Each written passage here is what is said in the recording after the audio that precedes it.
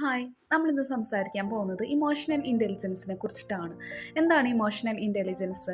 നമുക്കറിയാലേ നമ്മുടെ ദേഷ്യം, സങ്കടം, സന്തോഷം ഇതൊക്കെ നമ്മുടെ സിറ്റുവേഷൻസിനനുസരിച്ച് നമുക്ക് ഉപയോഗിക്കാനായിട്ട് സാധിക്കണം. ബുദ്ധിപൂർവ്വം അല്ലേ, എന്താണ് നമ്മുടെ സിറ്റുവേഷൻസ് അതിനനുസരിച്ച് നമുക്ക് ഉപയോഗിക്കാനായിട്ട് സാധിച്ചിട്ടുണ്ടെങ്കിൽ നമുക്ക് ഇമോഷണൽ ഇൻ്റലിജൻസ് ഉണ്ടെന്ന് നമുക്ക് മനസ്സിലാക്കാനായിട്ട് പറ്റും. അപ്പോൾ ഇതൊക്കെ ഉണ്ടെങ്കിലേ ഒരു ക്വാളിറ്റി ആയിട്ടുള്ള ഒരു പേഴ്സണായിട്ട് നമുക്ക് മാറാനായിട്ട് സാധിക്കുകയുള്ളൂ. അപ്പോൾ ഇതൊക്കെ ഉണ്ടാക്കിയെടുക്കാനായിട്ട് നമ്മൾ എന്താണ് ചെയ്യേണ്ടതെന്ന് വെച്ചാൽ നമ്മൾ സെൽഫ് അവെയർനെസ് ആയിരിക്കണം. നമ്മൾ എപ്പോഴും നമ്മളെക്കുറിച്ചിട്ട് മനസ്സിലാക്കാനും നമ്മുടെ കഴിവുകൾ എന്താണെന്നും നമ്മൾ എപ്പോഴും അറിഞ്ഞിരിക്കണം.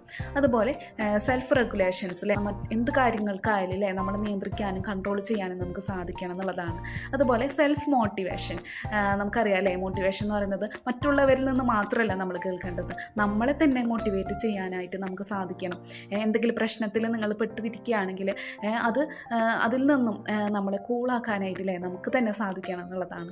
അതുപോലെ എമ്പതി അല്ലേ, മറ്റുള്ളവരുടെ മനസ്സിലാക്കാനും അവരുടെ സിറ്റുവേഷൻസ് എന്താണെന്നും നമുക്ക് മനസ്സിലാക്കിയിരിക്കണം എന്നുള്ളതാണ് അല്ലേ. അവർ ദേഷ്യപ്പെടുന്ന സമയത്ത് എന്താണ് അവരുടെ സിറ്റുവേഷൻസ് അത് നമ്മളെപ്പോഴും മനസ്സിലാക്കുക, അത് എന്താണെന്ന് നമ്മൾ ചോദിച്ച് മനസ്സിലാക്കാനായിട്ട് ശ്രമിക്കുക.